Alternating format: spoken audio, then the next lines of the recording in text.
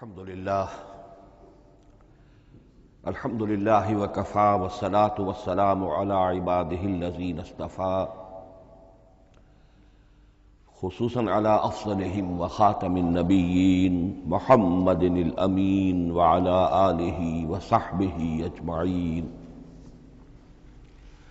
أما بعد فأعوذ بالله من الشيطان الرجيم. بسم الله الرحمن الرحيم. رب اشرح لي صدري ويسر لي امري واحلل عقدة من لساني يفقهوا قولي. اللهم ربنا آنس وحشتنا في قبورنا وارحمنا بالقرآن العظيم. اللهم اجعله لنا إماما ونورا وهدى ورحمة. اللهم ذكرنا منه ما نسينا وعلمنا منه ما جهلنا وارزقنا تلاوته آناء الليل وآناء النهار واجعله لنا حجة يا رب العالمین آمین. کل دو نشستوں میں تعارف قرآن کے ضمن میں جن عنوانات پر گفتگو ہو چکی ہے ان میں سے ایک تشنہ رہا قرآن حکیم کی ترتیب اور تقسیم. اس کی تدوین کے بارے میں گفتگو ہماری مکمل ہو چکی تھی کہ قرآن حکیم کی تدوین 3 مراحل میں مکمل ہوئی. اولاً خود حضور صلی اللہ علیہ وسلم نے اللہ تعالی ہی کے حکم سے قرآن مجید کو مرتب کر دیا اور اس مرتب شکل میں امت کو منتقل کیا. ترتیب معین ہو چکی تھی لیکن وہ کتابی شکل میں ما بین الدفترین جمع نہیں ہوا.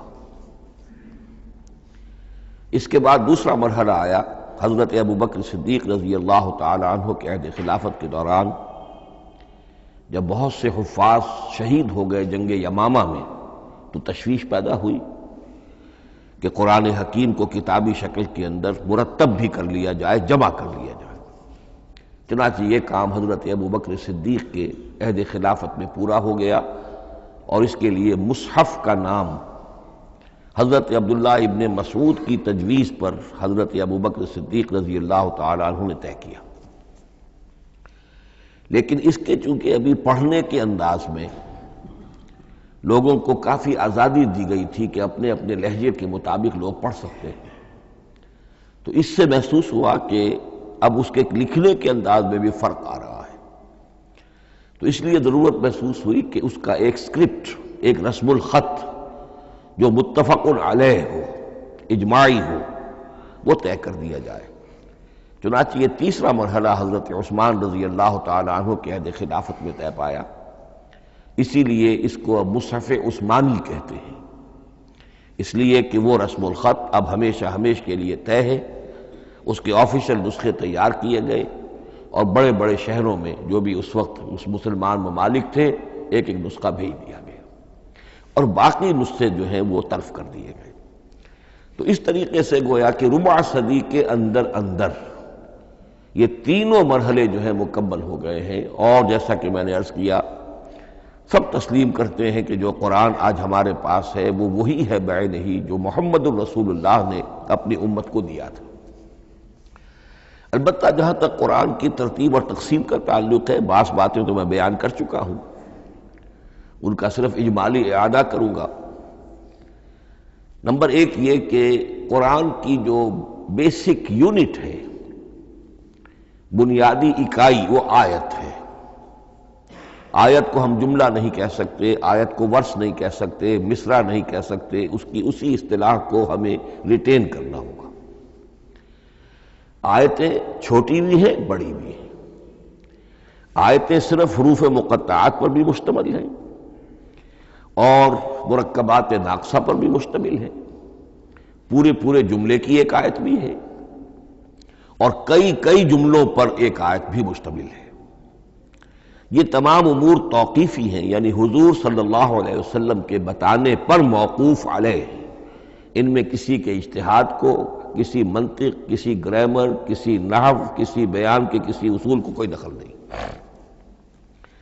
جہاں تک آیتوں کی تعداد کا تعلق ہے وہ مختلف فی ہے، وہ اتفاقی نہیں ہے، اس لیے کہ 6,500 کے لگ بھگ آیات ہیں۔ فرق کیوں ہے؟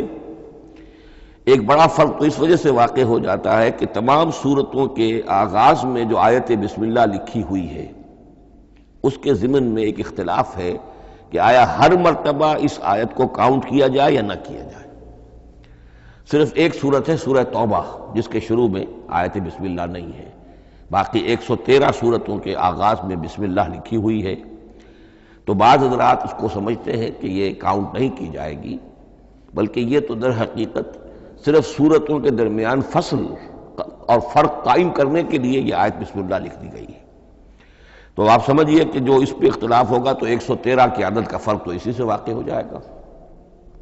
بعض اور مقامات پر بھی آیات کی تعداد میں قدر اختلاف ہے وہ روایات ہی کی بنیاد پر، کسی شخص کو خود یہ حق حاصل نہیں ہے کہ وہ اس میں کوئی فرق کر سکے، تبدیلی کر سکے۔ بہرحال 6,500 آیات ہے قرآن حکیم کی۔ آیتیں مل جل کر سورتوں کی شکل میں ہیں، ان کی تعداد متفق علیہ ہے 114۔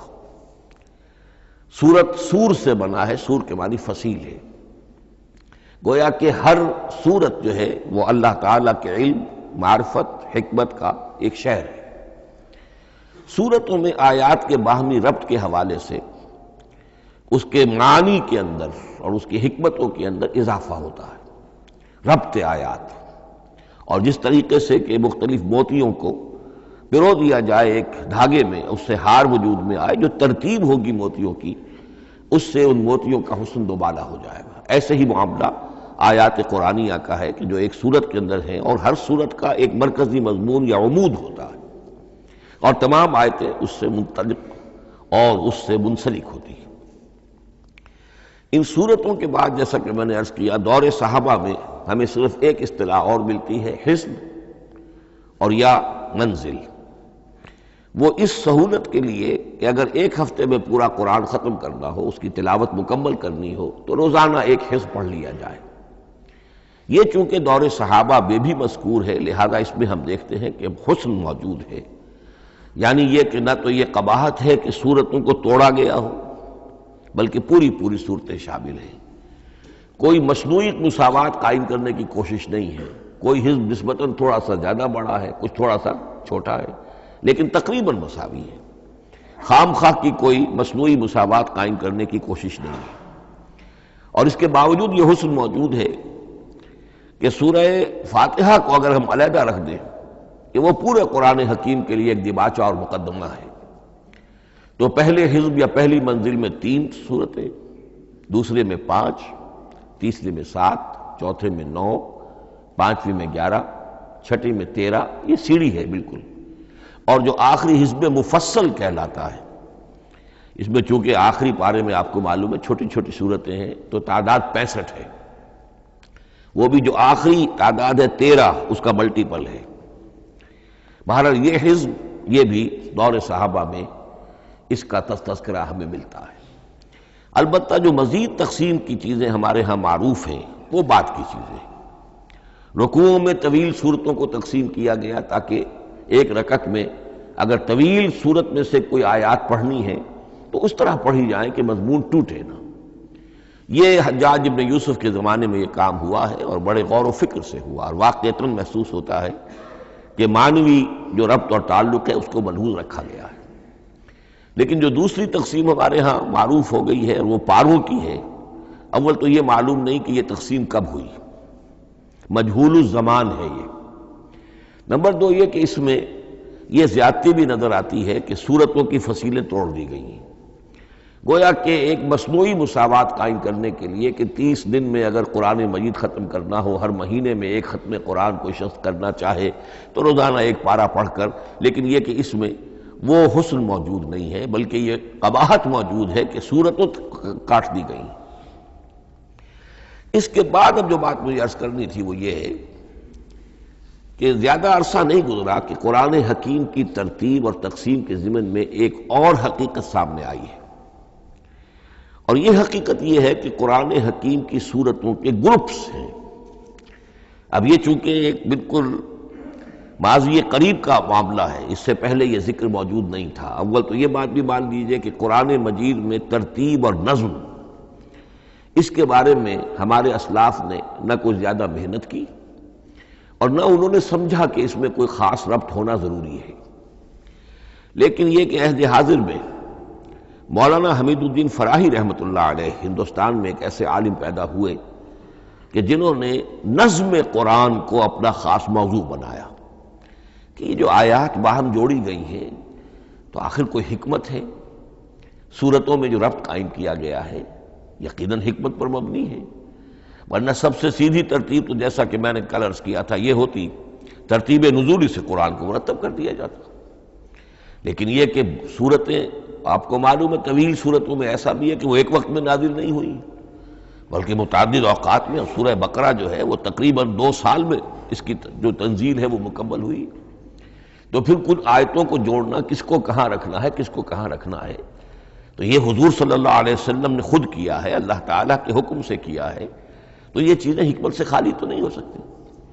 تو انہوں نے اس کو خاص اپنا موضوع بنایا اور ان کے سامنے بعض حقائق آئے ہیں، وہ حقائق ہیں جو اب میں آپ کے سامنے بیان کر رہا ہوں۔ اس میں ایک اشکال ہو سکتا ہے، اسے میں چاہتا ہوں کہ پہلے رفع کر دوں کہ یہ چیز اگر ہمارے اسلاف کے نظر میں نہیں آئی اور ان کی توجہ ادھر نہیں ہوئی تو یہ تو گویا کہ ایک بڑی مشکوک سی بات ہوگی۔ قرآن مجید کے علم کے ضمن میں گویا کہ متقدمین کے فہم پر ہمیں کچھ تان کرنا ہوگا، لیکن یہ بات درست نہیں ہے۔ قرآن مجید ایک ایسی کتاب ہے جس کے بارے میں خود حضور نے جو فرمایا لا تنقضی عجائبہ، اس قرآن کے عجائب کبھی ختم نہیں ہوں، ولا یخلق عن کثرت الرد، بار بار کے پڑھنے سے اس پر کوئی پرانا پن، کوئی بوسیدگی طاری نہیں ہوگی، ولا یشبع منہ العلماء، اور کبھی اہل علم اس سے سیری محسوس نہیں کریں گے۔ تو قرآن مجید لا تنقضی عجائبہ، جیسے جیسے دنیا آگے بڑھ رہی ہے، تمدن آگے بڑھ رہا ہے، علم انسانی جو ہے مادی فزیکل سائنسز کا علم آگے بڑھ رہا ہے، قرآنی حقائق اور مبرہن ہو رہے ہیں اور واضح ہو رہے ہیں اور نکھر رہے ہیں۔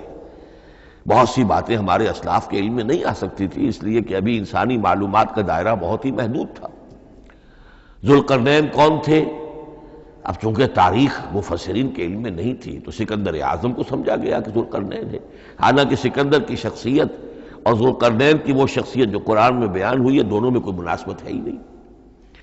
اسی طریقے کا معاملہ یہ کہ نظم قرآن کا ایک پہلو کہ جو ابھی پوری طریقے سے آشکارا نہیں ہوا تھا، یہ دور وہ ہے کہ جس میں اللہ کے فضل و کرم سے وہ بات بھی اب کھل کر سامنے آئی ہے، اور اس سے در حقیقت توثیق ہو رہی ہے حضور کے اس فرمان کی کہ لا تنقضی عجائبہ، اس کے عجائب کبھی ختم نہیں ہوں گے۔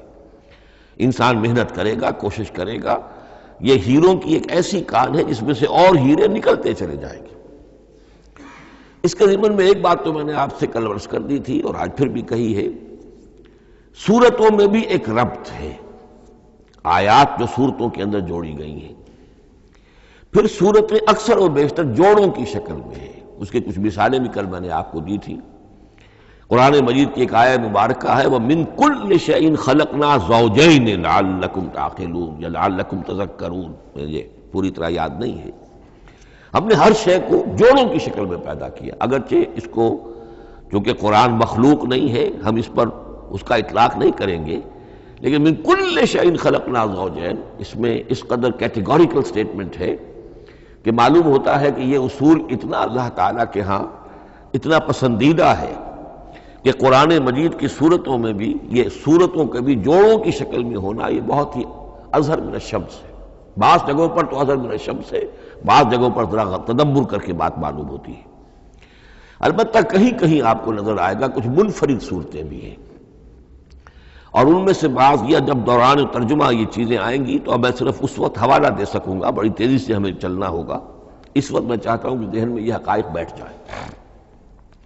بعض جگہوں پر آپ دیکھیں گے تین تین صورتوں کے گروپ ہیں، ان میں سے دو کے مابین تو نسبت زوجیت کامل ہے، بلکہ یہ سمجھ لیجئے نسبت زوجیت کہتے کس کو ہے؟ دو چیزیں مل کر کسی مقصد کی تکمیل کریں، ان دونوں میں ایسی نسبت ہونی چاہیے ریسیپروکل کہ وہ ایک دوسرے کی تکمیل کے لیے اور کسی مقصد کے حصول کے لیے ان کے مابین ایک تعلق قائم ہو، یہ زوجیت ہے۔ اسی طریقے سے قرآن مجید میں جب صورتیں آتی ہیں جوڑوں کی شکل میں، تو کسی مضمون کا ایک رخ وہ ایک صورت میں آ جائے گا، اس کا دوسرا رخ دوسری صورت میں آ جائے گا، اور دونوں مل کر، جسے ہم کہتے ہیں تصویر کے دونوں رخ، وہ رخ مکمل ہو جائیں گے، بات پوری ہو جائے گی۔ البتہ بعض جگہوں پر ہے کہ تین صورتوں کے سب گروپس ہیں۔ میں اس معاملے میں گروپ کا لفظ ریٹین کر رہا ہوں، اس لیے کہ قدیم تو یہ تصور تھا نہیں، جدید اصطلاح ہے، تو اس میں چونکہ اب بہت سے الفاظ انگریزی زبان کے اب اردو میں آ گئے ہیں کہ اس کی جگہ کوئی اور بہت ہی کوئی کوشش کر کے لفظ آیا جائے تو وہ شاید زیادہ عام فہم نہیں ہوگا، یا عام فہم ہے۔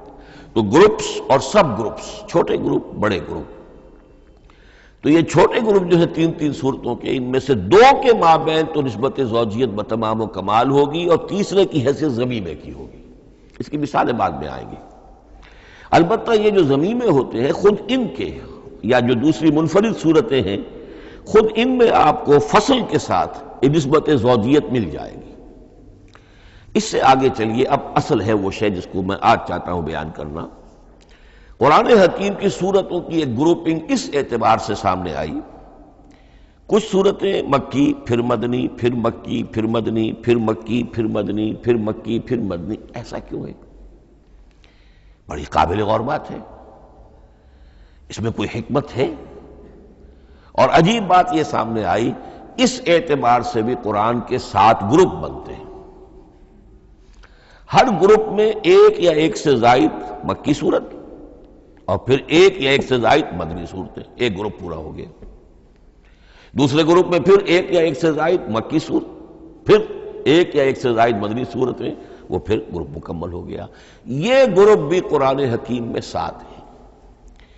یہ گروپ جو ہے قرات کے لیے نہیں ہے، یہ گروپ جو معنوی تقسیم ہے، غور و فکر کے اعتبار سے، کہ ہر گروپ کا ایک عمود ہے، ایک مرکزی مضمون ہے، اور جس طریقے سے صورتیں دو مل کر ایک مضمون کی تکمیل کرتی ہیں، اسی طرح ہر گروپ کی مکی اور مدنی صورتیں مل کر ایک بڑے مضمون کی تکمیل کرتی ہیں۔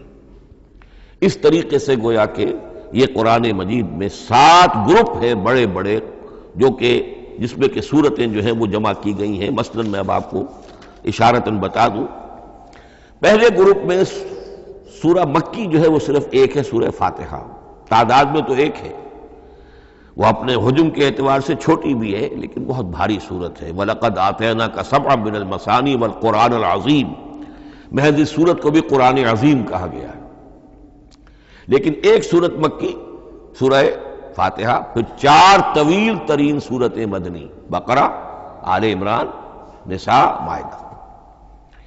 دوسرے گروپ میں 2 صورتیں مکی، 2 مدنی، الانعام، الاعراف مکیات، الانفال، التوبہ مدنیات۔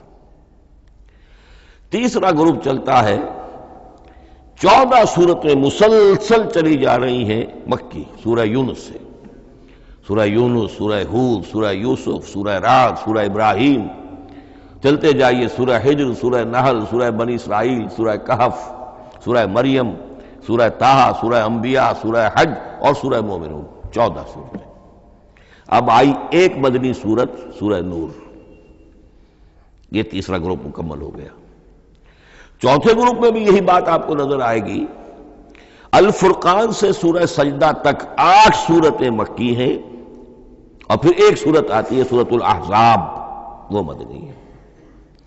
اب یہ جو ایک ایک صورتیں آئی ہیں، سورہ نور اور سورہ احزاب، ہر شخص کو اندازہ ہو جائے گا یہ آپس میں جوڑے کی شکل رکھتی ہیں، ان کے مضامین بہت ایک دوسرے سے مشابہ ہیں، بہت مشابہ ہیں، لیکن یہ کہ وہ اس طریقے کا جوڑا نہیں ہے کہ اسی گروپ میں ان کا جوڑا موجود ہو، اس کا جوڑا جو ہے وہ دوسرے گروپ میں ہے۔ پھر آئیے 5واں گروپ ہے، سورہ سبا سے احقاف تک، یہ 13 صورتیں مکی ہیں، اور پھر سورہ محمد صلی اللہ علیہ وسلم سے سورۃ الحجرات تک 3 صورتیں مدنی ہیں، یہ کل 16 صورتیں ہیں۔ چھٹے گروپ میں سورہ قاف سے سورہ واقعہ تک 7 صورتیں، یہ مکی ہے، اور سورہ حدید سے سورہ طلاق تک 10 صورتیں مدنی ہیں، یہ 17 صورتیں ہیں۔ آخری جو ہے وہ سورۃ الملک سے سورۃ الاخلاص تک 46 صورتیں اور سورہ معوذتین جو ہیں یہ 2 ہیں کہ جو مدنی ہے۔ بعض کا اس میں اختلاف ہے، وہ میں بعد میں عرض کروں گا، لیکن جو میری رائے ہے وہ میں آپ کے سامنے رکھ رہا ہوں۔ اس طریقے سے یہ 7 گروپ جو ہیں قرآن مجید میں سورتوں کے وجود میں آئے۔ ہر گروپ کا ایک مرکزی مضمون ہے۔ مثلا پہلے گروپ کا مرکزی مضمون شریعت ہے۔ سورہ فاتحہ میں اہدنا الصراط المستقیم، اے اللہ ہمیں سیدھا راہ دکھا، سیدھے راستے کی ہدایت بخش۔ اب وہ سیدھا راستہ کیا ہے؟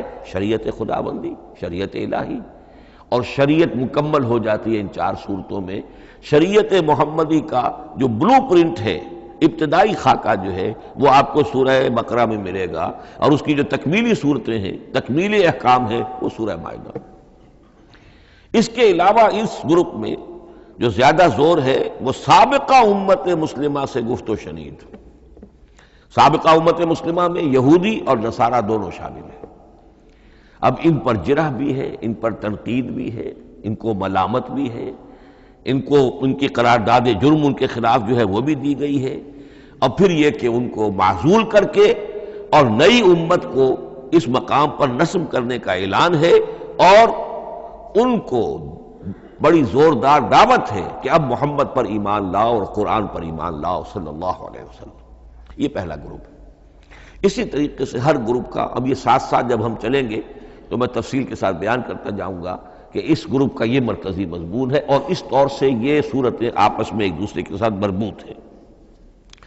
ان گروپوں میں آپ نے دیکھا ہوگا کہ پہلے اور آخری گروپ ان کی ایک ریسیپروکل سی صورت ہے کہ پہلے گروپ میں مکی صورت صرف ایک چھوٹی سی، اور مدنی صورتیں 4-6 پارے سے زائد پر پھیلی، جبکہ آخری گروپ میں سارے دونوں پارے جو ہے سورہ ملک سے شروع ہو کر مکی صورتوں پر مشتمل ہے، آخر میں آ کر چھوٹی چھوٹی صورتیں وہ مدنیات ہیں۔ یہ ایک دوسرے کے بالکل ریسیپروکل ہیں، کانورس۔ لیکن دوسرا گروپ ادھر سے اور دوسرا ادھر سے، یعنی چھٹا، یہ بڑے متوازن ہیں۔ 2 صورتیں مکی، 2 مدنی، اور ادھر 7 صورتیں مکی اور 10 مدنی، لیکن 7 صورتیں جو ہیں وہ 3 رکوعوں کی ہیں، ان میں سے ایک 4 رکوع کی بھی ہے، اور اکثر و بیشتر وہ جو دوسری ہے وہ 2 رکوعوں کی ہے، تقریباً متوازن بنتی ہے۔ تو درمیان میں جو ہے ان میں جو مدنی صورتوں کا حصہ بہت کم ہے، اکثر و بیشتر جو ہے وہ مکی صورتیں ہیں۔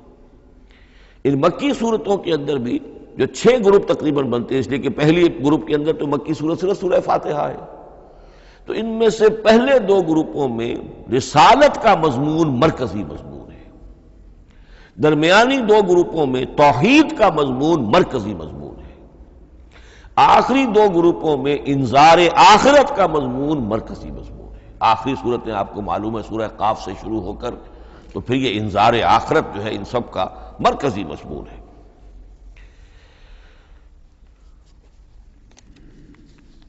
مدنی قرآن جو ہے یہ بھی آپ نوٹ کر لیجئے کہ کل قرآن کا 1/3 ہے تقریباً، اور اس 1/3 کا 2/3 پورا کا پورا پہلے گروپ میں آ گیا ہے۔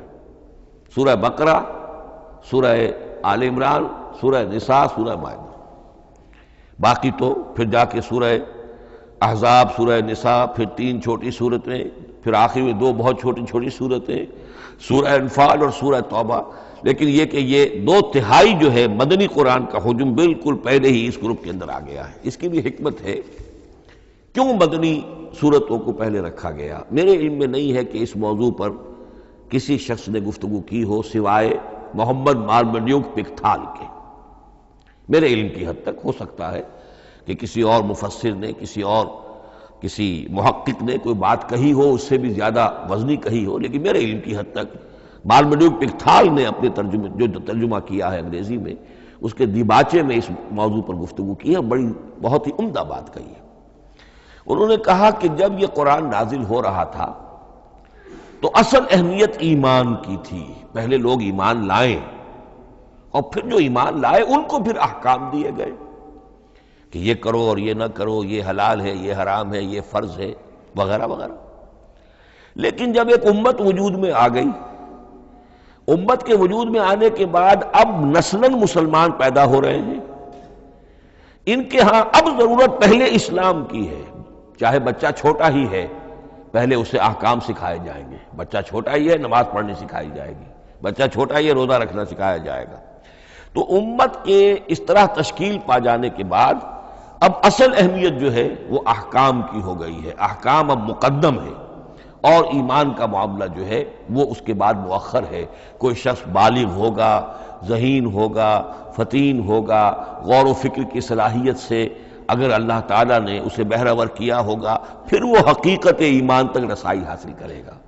ورنہ یہ ہے کہ عام ایک مسلمان جو ہے اسے جہاں تک احکام کا تعلق ہے ان پر تو عمل کرنا ہی ہے. تو یہ بڑی میں سمجھتا ہوں کہ ذہانت پر مبنی بات ہے کہ جو محمد مارملیوک پکتھال نے کہی ہے اور مجھے اس سے اتفاق ہے. اب آئیے اگلا معاملہ، اگلی بحث، اگلا موضوع. قرآن کا موضوع کیا ہے؟ کیا قرآن فلسفے کی کتاب ہے، سائنس کی کتاب ہے؟ کیا یہ جیولوجی کی کتاب ہے، فزکس کی کتاب ہے، کس چیز کی کتاب ہے؟ تو پہلی بات یہ سمجھیے، قرآن کا موضوع ہے انسان، لیکن انسان کی اناٹمی نہیں، انسان کی فزیولوجی نہیں، انسان کی اینتھروپولوجی نہیں، کچھ نہیں، انسان کی ہدایت. یہ ہدایت کا نصب بنیادی ہے قرآن مجید کے لیے. چنانچہ دیکھیے ذرا نوٹ کر دیجئے، سورہ بقرہ کے شروع ہی میں ھدی للمتقین، پھر اس کے وسط میں ھدی للناس. سورہ یونس میں فرمایا ھدی ورحمۃ للمؤمنین. سورہ لقمان میں فرمایا ھدی ورحمۃ للمحسنین. سورۃ البقرہ اور النحل میں فرمایا، نمل میں ھدی وبشریٰ للمؤمنین. آل عمران میں وموعظۃ للمتقین، ھدی وموعظۃ للمتقین.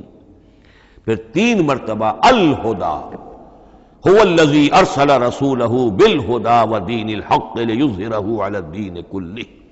الہدیٰ، ہدن نکرہ ہے، الہدیٰ معرفہ ہو گیا، یعنی ہدایت کاملہ، ہدایت تامہ، ہدایت ابدی. اسی طرح سورۃ النجم میں فرمایا وَلَقَدْ جَاءَهُم مِّن رَّبِّهِمُ الْهُدَىٰ. سورۃ الجن میں وَإِنَّا لَمَّا سَمِعْنَا الْهُدَىٰ آمَنَّا بِهِ. سورہ بنی اسرائیل میں وَمَا مَنَعَ النَّاسَ أَن يُؤْمِنُوا إِذْ جَاءَهُمُ الْهُدَىٰ. سورہ بنی اسرائیل میں بھی یہ الفاظ آئے، سورہ کہف میں بھی آئے. تو قرآن کا موضوع ہے ہدایت، اور اس کو اب ذہن میں رکھیے کہ انسان کے علم کے 2 گوشے ہیں. علم انسانی 2 حصوں میں منقسم ہے. ایک حصہ ہے فزیکل ورلڈ کا علم، جو حواس کے ذریعے سے حاصل ہوتا ہے، مادی حقائق ان کا علم.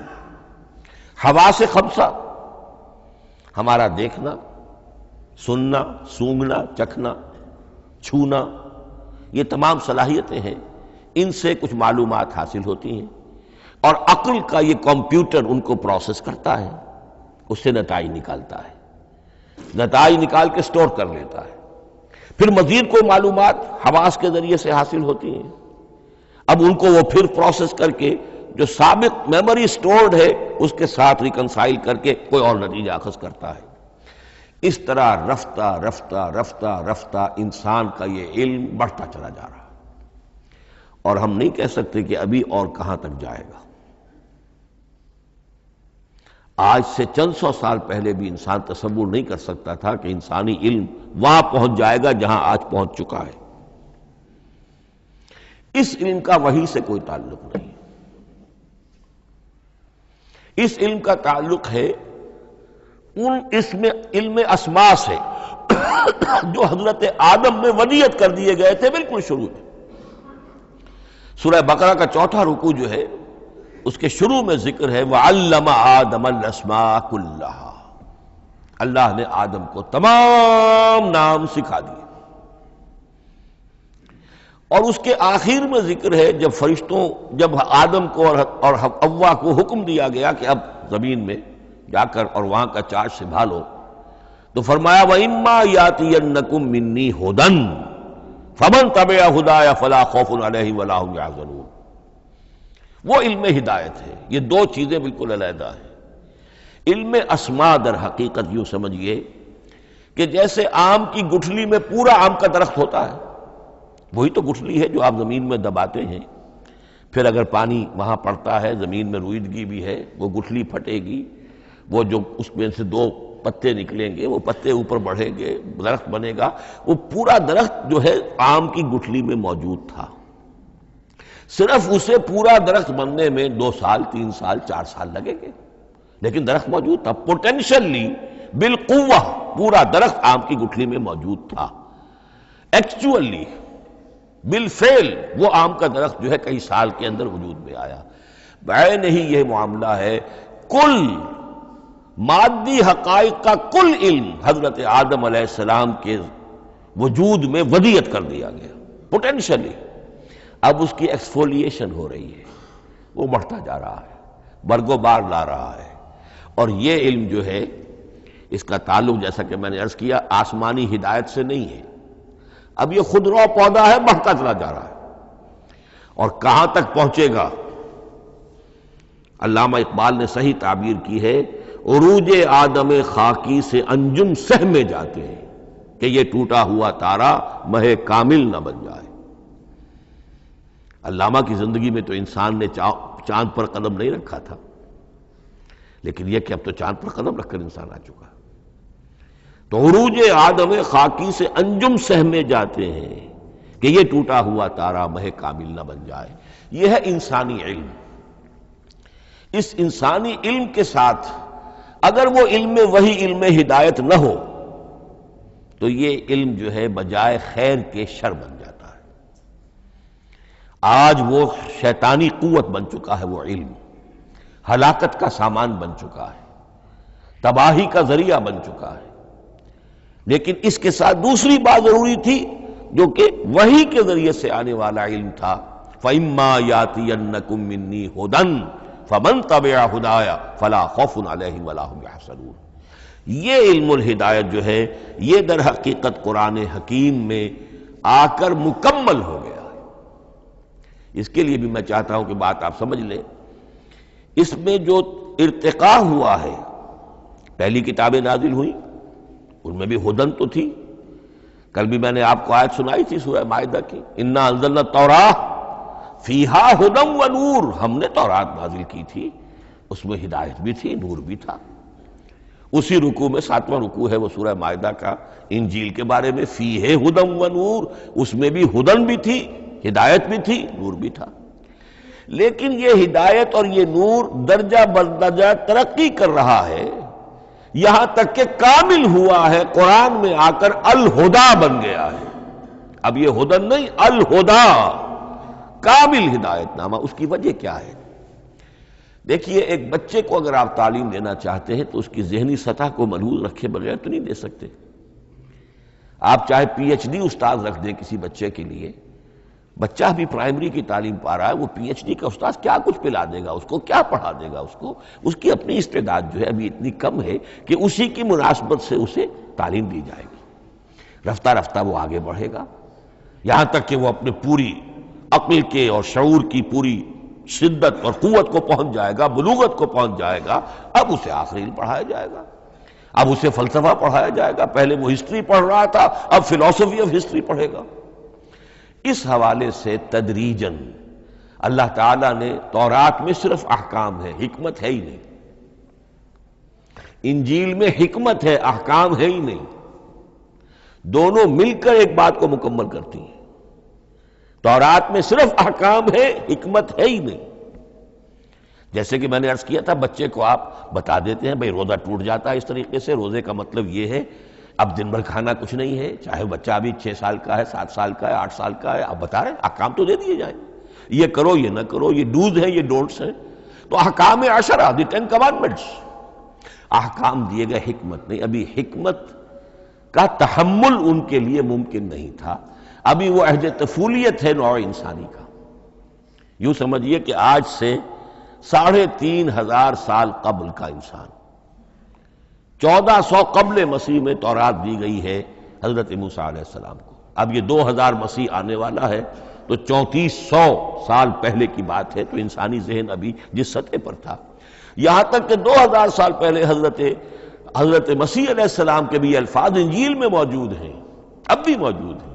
اپنے حوارین سے آپ نے فرمایا تھا ابھی مجھے تم سے اور بھی بہت سی باتیں کہنی تھیں مگر ابھی تم ان کا تحمل نہیں کر سکو گے، جب وہ فارقلیت آئے گا تو تمہیں سب کچھ بتائے گا۔ یہ پیشین گوئی تھی محمد الرسول اللہ صلی اللہ علیہ وسلم۔ ابھی تم تحمل نہیں کر سکتے، ابھی 600 برس اور چاہیے تمہاری ذہنی بلوغت کے لیے۔ تو الہدا مکمل ہوا ہے قرآن حکیم میں آ کر۔ البتہ ایک نقطہ اس میں نوٹ کیجئے، قرآن مجید اگرچہ کتاب ہدایت ہے، سائنس کی کتاب نہیں ہے، لیکن اس میں سائنٹیفک فینومینا کی طرف اشارے موجود ہیں۔ چونکہ قرآن مجید ان تمام جو بھی یہ کائناتی حقائق ہیں ان سب کو آیات الہیہ قرار دیتا ہے۔ ان فی خلق السماوات والارض واختلاف اللیل والنہار والفلک التی تجری فی البحر بما ينفع الناس وما انزل اللہ من السماء من ماء فاحیا به الارض بعد موتها وبث فیها من کل دابۃ وتصریف الرياح والسحاب المسخر بین السماء والارض لآیات لقوم یعقلون۔ یہ سب نشانیاں ہیں اللہ کی، اللہ کی قدرت، اللہ کی عظمت، اللہ کے علم کامل، اللہ کی حکمت بالغہ، سب نشانیاں۔ تو یہ جو فزیکل فینومینا ہے ان کی طرف قرآن ریفر کرتا ہے۔ بعض حقائق وہ ہے کہ جن کا تعلق اسٹرانومی سے ہے، کل فی فلک یسبحون، یہ تمام اجرام سماویہ جو ہیں یہ اپنے اپنے مدار میں تیر رہے ہیں، معلوم ہوا ہر شے حرکت میں ہے۔ انسان پر تو ایک دور ایسا گزرا ہے وہ یہ سمجھتا تھا زمین ساکن ہے اور سورج حرکت کر رہا ہے، پھر ایک دور آیا کہا نہیں نہیں، سورج ساکن ہے، زمین حرکت کرتی ہے، اس کے گرد چکر لگاتی ہے، اور آج ہمیں معلوم ہوا ہر شے حرکت میں ہے، ہر شے۔ سورج کا بھی اپنا ایک مدار ہے، اس میں وہ حرکت کر رہا ہے اپنے پورے کنبے کو لے کر، یہ پورا سولر سسٹم اس کا کنبہ ہے، اس پورے کنبے کو لے کر وہ بھی ایک مدار میں حرکت کر رہا ہے۔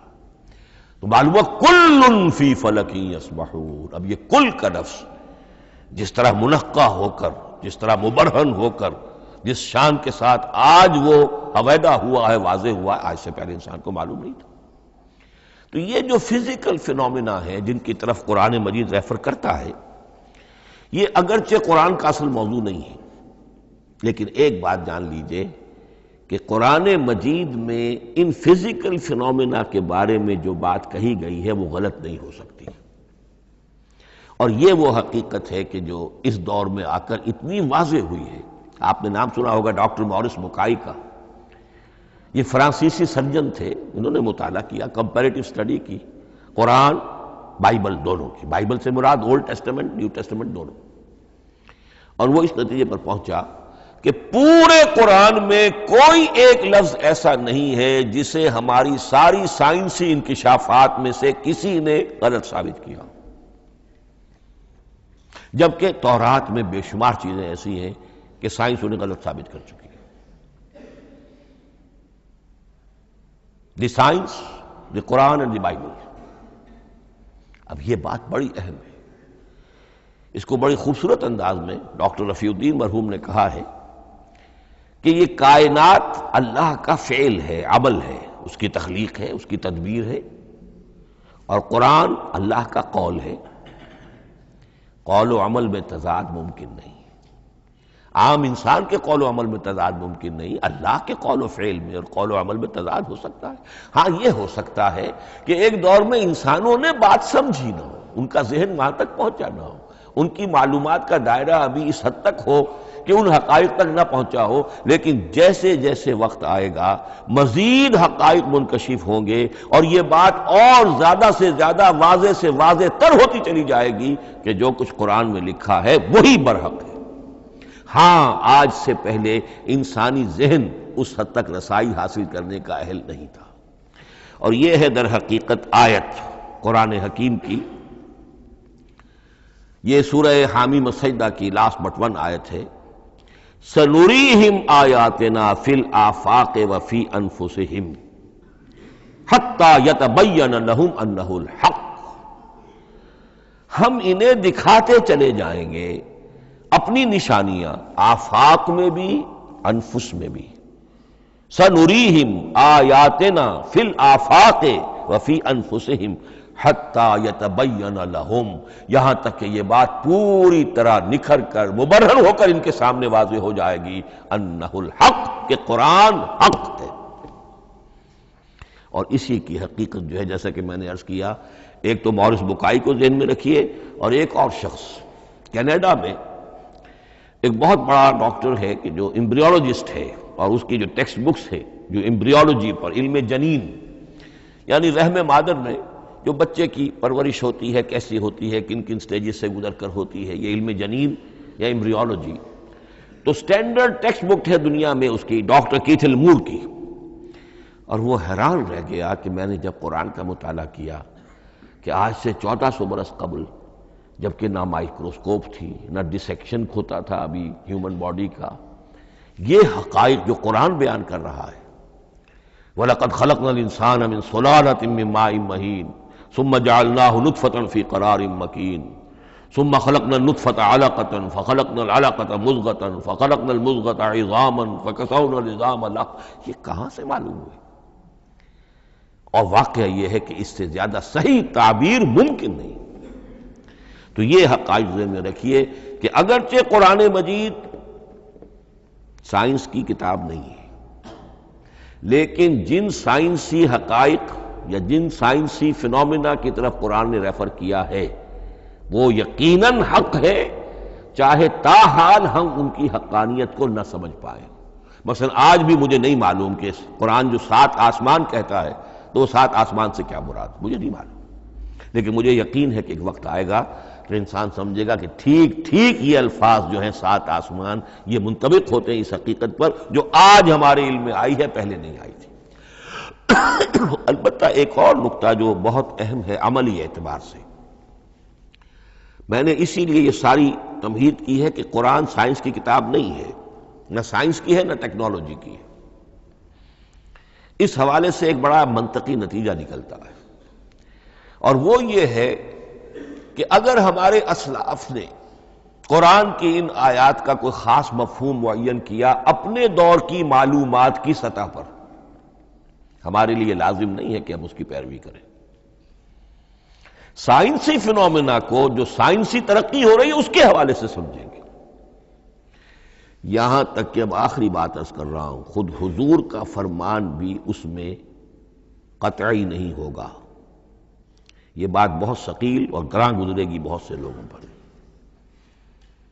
سائنس اور ٹیکنالوجی میں اگر حضور کی کوئی حدیث بھی سامنے آ جائے تو اس کو بھی ہم کوئی دلیل قطعی نہیں سمجھیں گے. اس کی وجہ کیا ہے؟ ایک واقعہ بہت اہم ہوا حضور کی زندگی میں. حضور جب ہجرت فرما کر تشریف لائے مدینہ منورہ، تو آپ کو معلوم ہے کہ حضور کی پیدائش مکے کی، ساری زندگی آپ نے وہاں گزاری. وہ وادی غیر ذی زرع ہے، وہاں کوئی پیداوار، کوئی زراعت، کوئی کاشت ہوتی ہی نہیں تھی. آپ کو کوئی تجربہ سرے سے نہیں تھا. ہاں تجارت کا تجربہ تھا، بھرپور تجارت کی تھی. یہاں آئے تو آپ نے دیکھا کھجوروں کے سلسلے میں انصار مدینہ تعبیر نخل، وہ اس کا ایک اصطلاح ہے. کھجور ایک ایسا پودا ہے جس کا ایک فیمیل فلاور ہوتا ہے اور ایک میل علیحدہ. اب میل فلاور اور فیمیل فلاور ان دونوں کو قریب لے آئیں تو اس سے اس بات کا زیادہ امکان ہو جاتا ہے فرٹیلائزیشن ہو اور پھل بنے اور زیادہ آپ کو پھل حاصل ہو، فصل زیادہ ہو. اگر وہ فاصلے پر رہیں گے تو ہو سکتا ہے کہ اس کا امکان کم ہو، تو وہ ان کو قریب جوڑ دیتے تھے. حضور نے دیکھا تو آپ نے فرمایا کہ آپ لوگ ایسا نہ کریں تو کیا ہے، یعنی نیچر جو ہے، nature can take care of it self. آخر فطرت ہے، فطرت نے یہ ساری چیزیں بنائی ہیں، آپ ایسا نہ کریں تو کیا ہے. صرف یہ کہا آپ نے روکا نہیں. لیکن ظاہر بات ہے صحابہ کرام کے لیے رضوان اللہ تعالی علیہ مجمعین حضور کا اتنا کہنا بھی گویا کہ حکم کے درجے میں تھا. انہوں نے اس سال وہ کام نہیں کیا، فصل کم ہو گئی. اب وہ ڈرتے ڈرتے جھجکتے جھجکتے حضور کی خدمت میں آئے. حضور آپ نے فرمایا تھا ہم نے وہ نہیں کیا، تعبیر نخل اس سال نہیں کی ہم نے، فصل کم ہوئی ہے. آپ نے فرمایا انتم اعلم بامور دنیاکم. اس کا ایک ایک لفظ یاد کر لیجئے.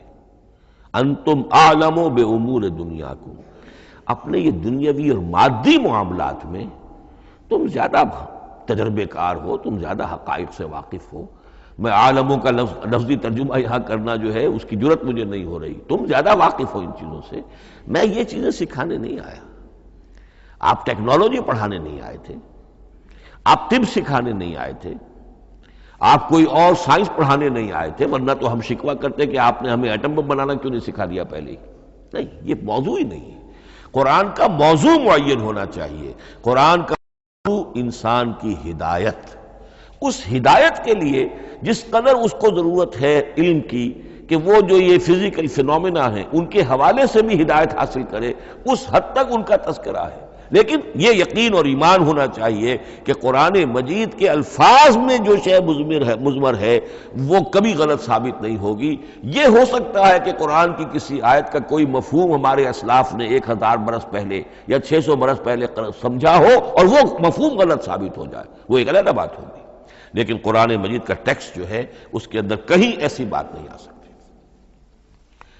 اب آئیے فہم قرآن کے اصول۔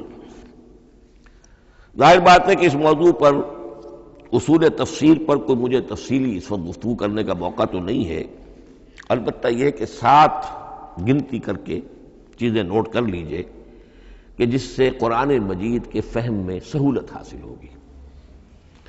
پہلی بات وہ جو کسی درجے میں پہلے بھی سامنے آ چکی ہے، قرآن کا اسلوب استدلال منطقی نہیں ہے، فطری ہے۔ ایک ہوتا ہے منطق کی گتھیوں سے اور منطق کے اصولوں سے اور منطق کی دلیلوں سے بات ثابت کی، یہ نہیں۔ قرآن فطرت انسانی کے مطابق بات کرتا ہے۔ ایک ان پڑھ شخص بھی قرآن کو اپنے سے دور یا اپنے آپ کو قرآن سے دور نہیں سمجھے گا اگر ذرا سا وہ قرآن کو سمجھ سکتا بس۔ لیکن یہ ہے کہ قرآن مجید کا جو اسلوب ہے وہ ایک تو یہ کہ منطقی نہیں ہے، فطری ہے، یا اس میں اگر ایک لفظ کا اضافہ کیا جائے خطابی ہے۔ خطابی کیا ہوتا ہے؟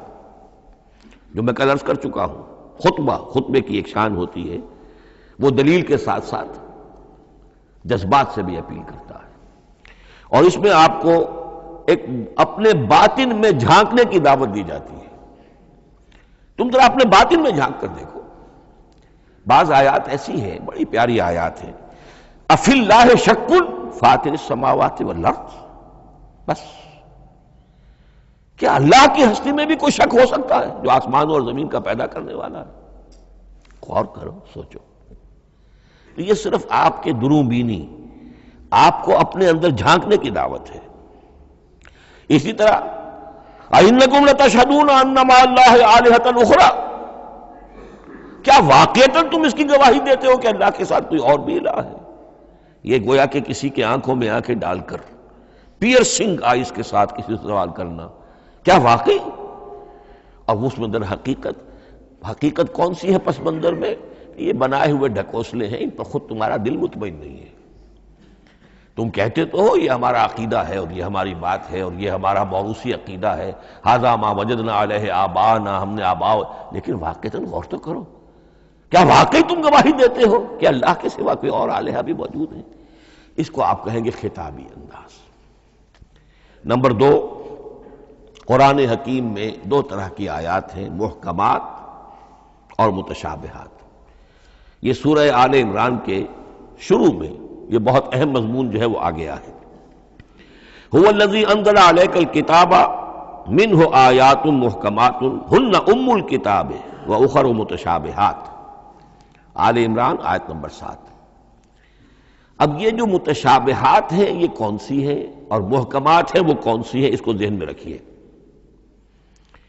نمبر 1، محکم قطعی، تمام جتنی بھی آیات احکام ہیں وہ محکم ہیں، یہ کرو یہ نہ کرو، یہ جائز یہ حرام، آیات احکام محکم، اسی ایک مادے سے لفظ بنا ہے یہ محکم بھی اور احکام حکم۔ البتہ عالم غیب کی ساری خبریں متشابہات میں سے، عالم غیب ہو، عالم ارواح ہو، عالم برزخ ہو، عالم آخرت ہو، ان کے تمام حقائق یہ متشابہات میں سے، ان کو ہم حقیقتاً سمجھ نہیں سکتے، ہمارا تجربہ ہی نہیں، ہمارا وہ مشاہدہ ہی نہیں۔ جیسا کہ ایک حدیث میں آیا ہے، جنت کی جو بھی نعمتیں ہیں، ایک تو وہ نعمتیں جن کا ذکر قرآن میں ہے اور ان الفاظ میں ہے جن سے ہم واقف ہیں۔ اب ان میں تو یہ ہے کہ حور و قصور اور پھل اور یہ اور دودھ اور شہد اور وغیرہ وغیرہ وغیرہ، وہ چیزیں ہم جانتے ہیں، تو وہ بھی حق ہے، ایسے ہی ہوں گی، اتوب ہی متشابہہ، لیکن یہ صرف نزل ہے، یہ تو ابتدائی مہمان نوازی ہے۔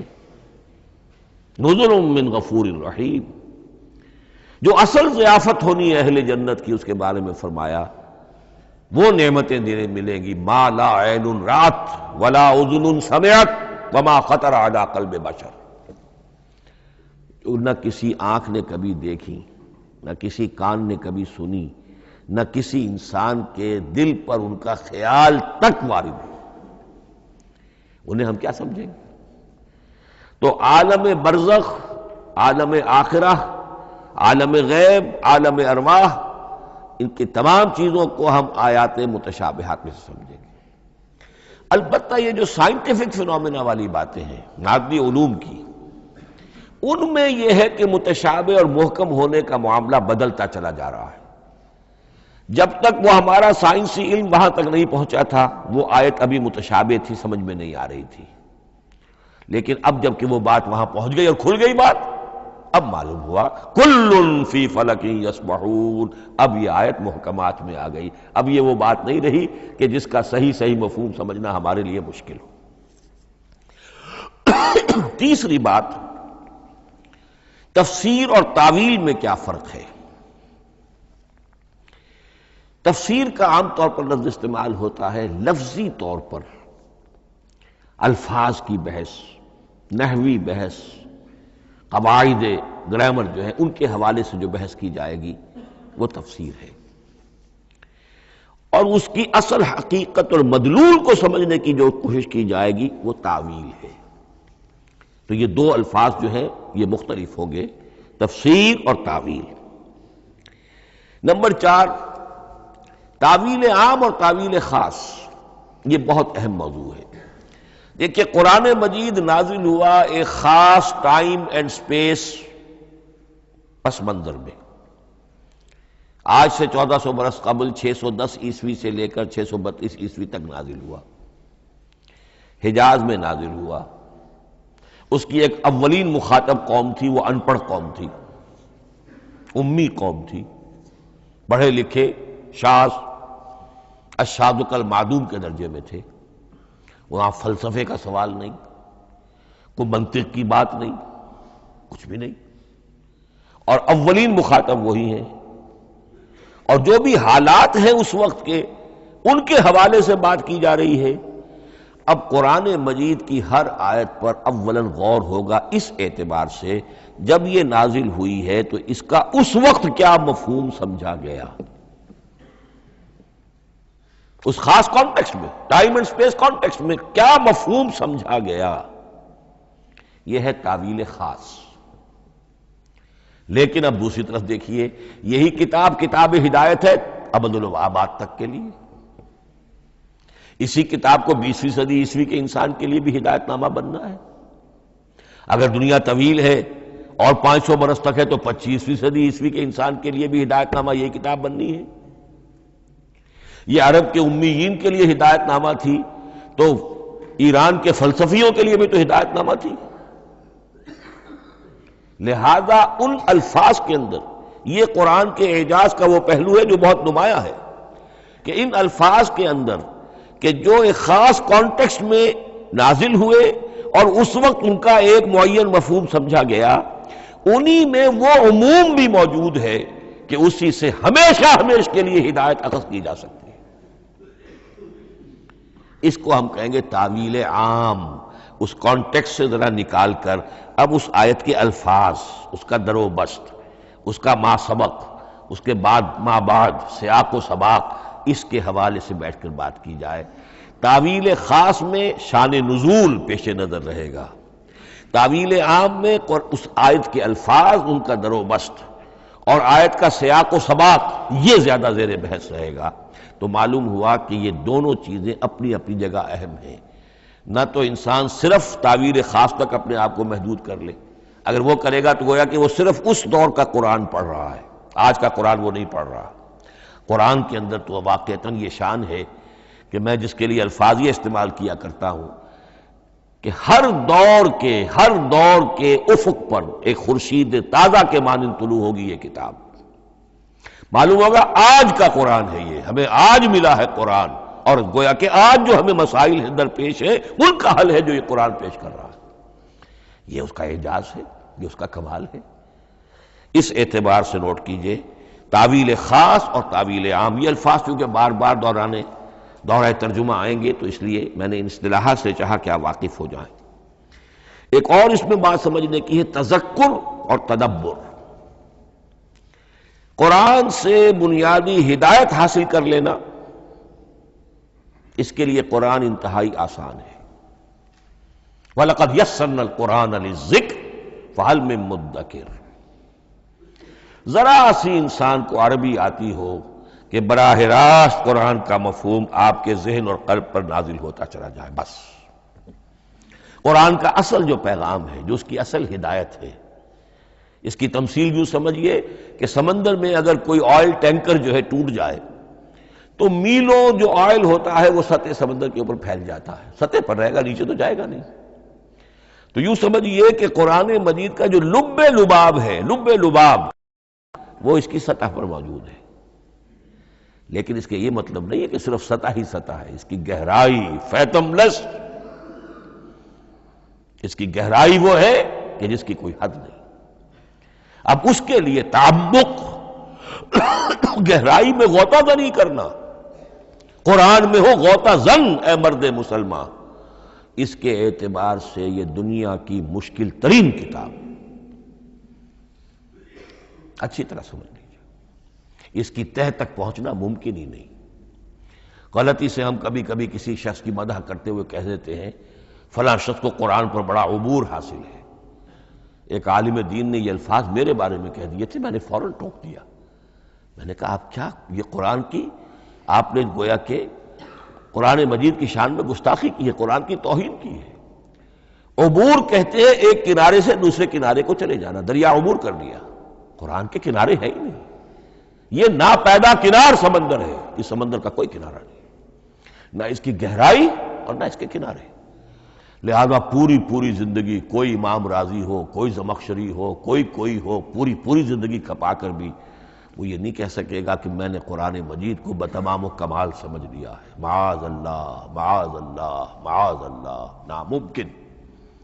وراء الورا ثم وراء الورا، یہ ہے تذکر اور تدبر۔ اس کے لیے تو پوری زندگی انسان کھپائے، پورا وقت اس کے لیے لگائے، پوری صلاحیت کھپا دے، تب بھی وہ بہت سی جگہوں پر پھر بھی کہے گا واللہ عالم۔ امام رازی کو بھی نہ معلوم کتنے مقامات پر جا کر یہ کہنا پڑا ہے کہ اللہ بہتر جانتا ہے۔